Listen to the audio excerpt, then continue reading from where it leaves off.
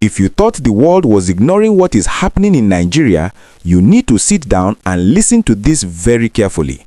The United States Congress has just blown the lead of the situation in our country, and the words they used in Washington, D.C. this week are not just heavy, they are terrifying. We are talking about a full-scale congressional panel where Nigeria was described as ground zero for religious persecution. The headline you saw is real. U.S. Congress holds new panel on Nigeria amidst religious war. But what they discussed inside that chamber goes far beyond just a headline. It involves sanctions, it involves your visa, and it involves millions of dollars being allegedly paid by the Nigerian government to silence the truth. We are breaking this down today, Friday, February 6, 2026, because the echoes of what happened on Capitol Hill on Wednesday, February 4th, are finally reaching Abuja, and the panic is real. The Joint Subcommittee on Africa, chaired by the relentless Representative Chris Smith, held a hearing titled Defending Religious Freedom Around the World. But make no mistake, the main character of this hearing was Nigeria. Representative Chris Smith did not mince words. He looked the witnesses in the eye and declared that Nigeria is now the deadliest place on earth to be a Christian. He accused the Nigerian government of maintaining a culture of denial while thousands are slaughtered in the Middle Belt. But here is the part that will make your blood boil. During the hearing, it was revealed that the Nigerian government has allegedly hired a K Street lobbying firm in Washington, D.C. for a staggering $9 million. That's $750,000 a month. Think about that for a second. While our soldiers are complaining about lack of equipment, while IDPs in Benue and Plateau are starving, our government is allegedly paying foreign lobbyists millions of dollars to tell the American government that everything is fine. Chris Smith called this out directly. He said that money is being used to whitewash the reality of the massacres. The hearing also featured testimony from former ambassador-at-large Sam Brownback. You remember him? He was the one who visited Nigeria years ago. He told the panel that the CPC designation, that is, the Country of Particular Concern list, must come with bite.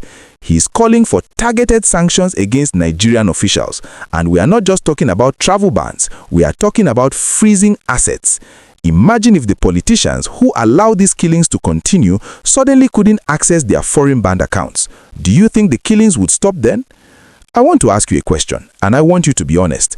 Do you think the US government should sanction Nigerian leaders who fail to stop the violence, or do you think this is foreign interference? I really want to read your thoughts in the comment section below.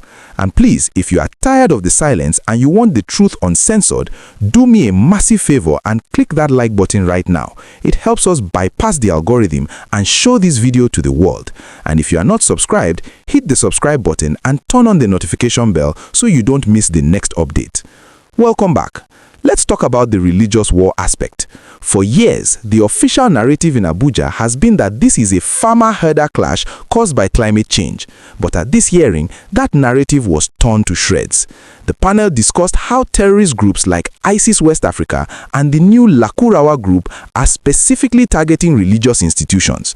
They cited the burning of churches and the abduction of clergy as proof that this is not just about grass and water, it is an ideological war. However, it wasn't one-sided. There was pushback. Representative Sarah Jacobs, a Democrat, argued that focusing only on Christians ignores the Muslim victims of banditry in the Northwest. She warned that framing the crisis solely as a religious war could inflame tensions even more. She called for a more comprehensive approach that protects all Nigerians, regardless of how they pray. This shows that even in Washington, there's a debate on how to help, but everyone agrees that the current situation is a disaster. The hearing also highlighted a new bill, HRES 866, which condemns the persecution and explicitly supports President Donald Trump's decision to redesignate Nigeria as a country of particular concern back in October 2025. Yes, in this timeline, the US government has officially put Nigeria back on the bad list. This designation is serious. It opens the door for economic consequences that could affect trade and aid. We also heard heartbreaking accounts of the recent massacres. The hearing coincided with the International Religious Freedom Summit, where witnesses from Nigeria, people who have lost children and homes, shared their stories. One witness from Yewata described losing 5 children in a single night. These stories were read into the congressional record. They are now part of American history. So, what happens next? The US Congress is moving towards passing the Nigeria Religious Freedom Accountability Act of 2026. If this bill passes, it will force the US State Department to issue regular reports on who exactly is funding the terrorists and who in the government is looking the other way. It's a game changer. But for now, the question remains, will the Nigerian government respond to these allegations, or will they spend another $9 million to hire another lobbyist? The world is watching, and frankly, we are tired of the PR stunts. We want peace. We will keep tracking this bill as it moves through the US House of Representatives, and if any sanctions are announced, you will hear it first here.